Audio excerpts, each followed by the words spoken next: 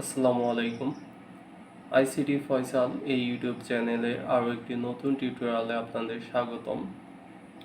তো আজকের যে টপিকটা অনেকটাই ইম্পর্ট্যান্ট, কারণ হলো যে এই বিষয়টা আমরা প্রায় সময় ফেস করি। অ্যান্ড্রয়েড অ্যাপ ডেভেলপমেন্টে এই প্রবলেমটা ফেস করে না এরকম কোনো ডেভেলপার নেই, সবার ক্ষেত্রেই হবে। তো অনেক ইম্পর্ট্যান্ট বলার কারণ হলো যে অনেকেই জানে না যে অ্যাপ ক্র্যাশ করার কি কি কারণ থাকতে পারে। তো শত শত কারণ থাকতে পারে, তার মধ্যে যে ইম্পর্ট্যান্ট কারণগুলি আছে সেগুলো নিয়ে আজকের ভিডিওতে আমি আলোচনা করব।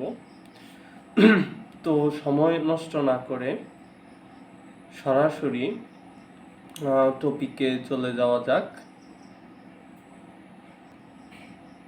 তো আমি ভিডিওটা এডিটও করব না, যেরকম রেকর্ডিং করতেছি সেরকমই আপলোড দিয়ে দিব। যেহেতু ইম্পর্টেন্ট বিষয় নিয়ে আলোচনা করব, তাই আশা করি কন্টিনিউ করবেন। তো আজকের টপিকটা হলো যে অ্যাপ ক্র্যাশ করার কারণ কি। 10-15টা টপিক নিয়ে ডিটেইলি বলার ট্রাই করব। প্রথমে আসি যে আপনারা সাধারণভাবে যে টেক্সট ভিউ বা ইডি টেক্সট এগুলো নেন বা বাটন, তো সেগুলোর যে আইডিগুলো দেন সেগুলো যদি ব্যাকএন্ডে ফাইন্ড না করা থাকে, সেক্ষেত্রে সেটা যদি ইউজ করতে যান, উপরে ফাইন্ড না করে ফাইন্ড ভিউ বাই আইডি না দিয়েই যদি সেগুলো ইউজ করতে যান, তাহলেই অ্যাপটা ক্র্যাশ করবে। তো প্রথম রিজন এইটা। যে কোনো ক্ষেত্রে আপনারা যদি ভিউ বাইন্ডিং ইউজ না করেন, সেক্ষেত্রে আপনাদের তো ফাইন্ড ভিউ বাই আইডি করতে হবে। তো সেটা যদি না করেন, অ্যাপ ক্র্যাশ করবে। এটা মনে করি সবচাইতে বেশি ক্র্যাশ করার কারণ। মাঝে মাঝে আমরাই ভুলে যাই ফাইন্ড ভিউ বাই আইডি না করা, এটা করতে ভুলে যাই আর কি।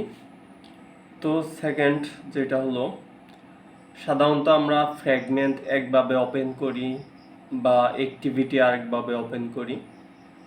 তো স্টার্ট অ্যাক্টিভিটি ইনটেন্টের মাধ্যমে স্টার্ট করে দেই, আর ফ্র্যাগমেন্ট ওপেন করার ক্ষেত্রে আলাদাভাবে বিগিন ট্রানজেকশন ইউজ করে আমরা ওপেন করি ফ্র্যাগমেন্ট। তো আপনারা যদি ফ্র্যাগমেন্ট তৈরি করে থাকেন, সেক্ষেত্রে যদি অ্যাক্টিভিটির মতো করে ওপেন করেন, সেক্ষেত্রে বাটনে ক্লিক করার সাথে সাথে ক্র্যাশ করবে।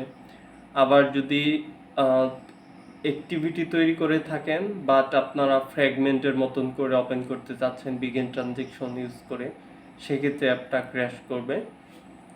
তারপরে আরেকটা ইম্পর্ট্যান্ট বিষয় হলো, সেটা হলো যে আপনারা ভিউ বাইন্ডিং ব্যবহার করেন নাই, সিম্পলভাবে ফাইন্ড ভিউ বাই আইডি করছেন, বাট যেখানে ফাইন্ড করছেন তার উপরে কাজটা করে ফেলছেন। যেমন উপরে টেক্সট সেট করে দিছেন বা নতুন অ্যাক্টিভিটি ওপেন করছেন, সেটা যেখানে ফাইন্ড করছেন তার উপরে করে ফেলছেন, তার ফলে কিন্তু অ্যাপটা ক্র্যাশ করবে। তো এই তো গেল তিনটা। আমি মোটামুটি অনেকগুলো লিখে রাখছি খাতাতে, কারণ হলো যে ভিডিও রেকর্ডিংয়ের সময় সবগুলো আবার নাও মনে থাকতে পারে। তারপরে সবচাইতে ইম্পর্টেন্ট হলো, দেখা যায় যে আমরা অ্যাক্টিভিটি তৈরি করার পর অ্যাক্টিভিটি ডিলিট করে দেই বা অন্য কোনো জায়গা থেকে অ্যাক্টিভিটি কপি পেস্ট করি। সেক্ষেত্রে দেখা যায় যে সেই অ্যাক্টিভিটির নেমটা আমাদের ম্যানিফেস্টে দেওয়া থাকে না। তো ম্যানিফেস্টে যদি অ্যাক্টিভিটির নাম দেওয়া না থাকে, সেক্ষেত্রে কিন্তু ওই অ্যাক্টিভিটিতে ওপেন হওয়ার শুরুতেই অ্যাপটা ক্র্যাশ করবে। তাই আপনাদের অবশ্যই লক্ষ্য রাখতে হবে যে একটা অ্যাক্টিভিটি তৈরি করছেন, সেটা ম্যানিফেস্টে দেওয়া আছে কিনা, লেখা আছে কিনা, সেটা আপনাদের অবশ্যই লক্ষ্য রাখতে হবে। এটা অনেক ইম্পর্ট্যান্ট।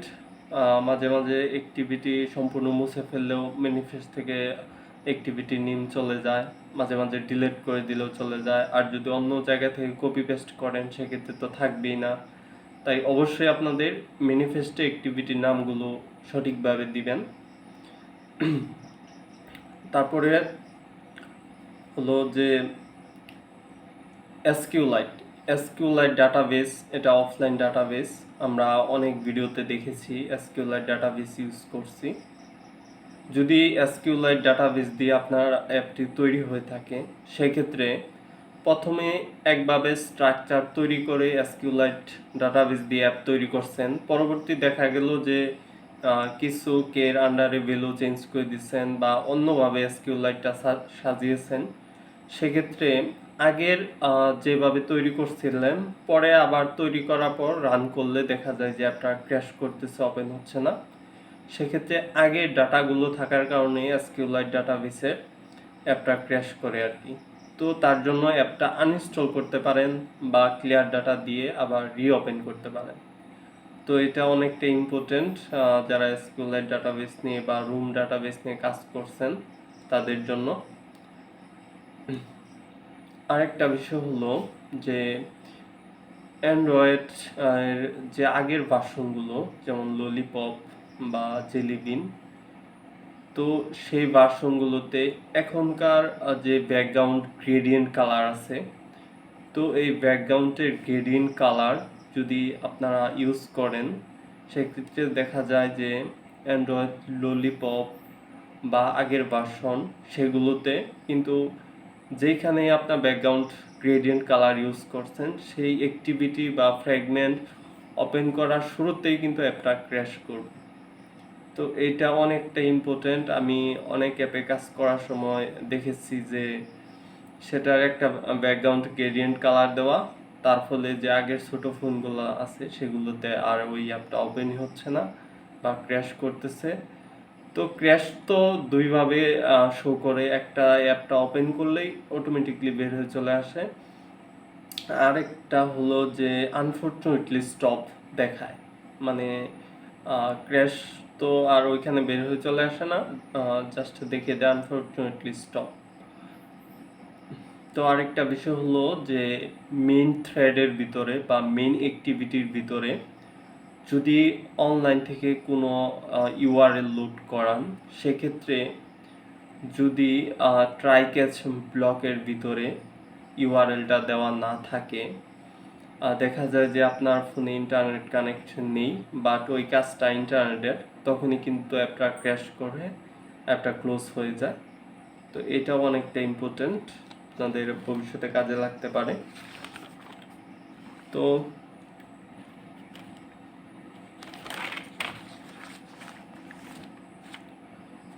আরেকটা বিষয় হলো যে আপনারা দেখা যায় যে টার্গেট এসডিকে এখন 31, 32 বা 33 চলে আসছে।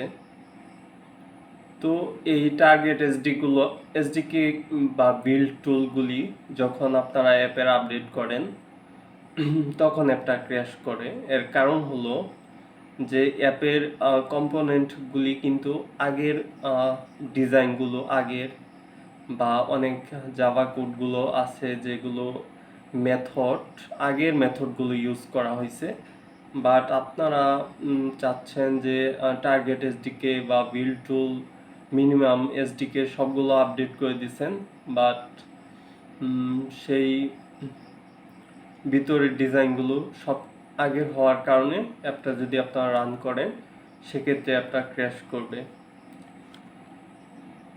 আর ডাটা সোর্স, যদি ইউআরএল যে অনলাইন থেকে লোডের কথা বললাম, তো সেইখানে যদি ইউআরএল দেওয়া না থাকে, ধরেন আপনি এক জায়গা থেকে ডাটা লোড করার একটা মেথড লিখছেন বা ওইখানে একটা ইউআরএল প্রয়োজন ডাটা লোড করে শো করানোর জন্য, বাট শো এর মেথডটা সব কিছু ঠিকঠাক দিচ্ছেন, যদি ওইখানে ইউআরএলটা না দেন, সেক্ষেত্রে তো কোনো জায়গা থেকে ডাটা লোড নিচ্ছে না, তার জন্য অ্যাপটা ক্র্যাশ করবে। বা এমনও আছে যে টাইপ ক্যাচ ব্লকের ভিতরে যদি থাকে তাহলে তো সমস্যা নাই, আর যদি বাইরে থাকে সেক্ষেত্রে এমন আছে যে ওয়েবসাইটটাই নাই, মানে অ্যাপে যেই এপিআই বা ওয়েবসাইট, যে কোনো অনলাইন ইউআরএল ইউজ করা হয়েছে, সেই অনলাইন ইউআরএলটা বর্তমানে নাই, যার ফলে কিন্তু অ্যাপটা ক্র্যাশ করে।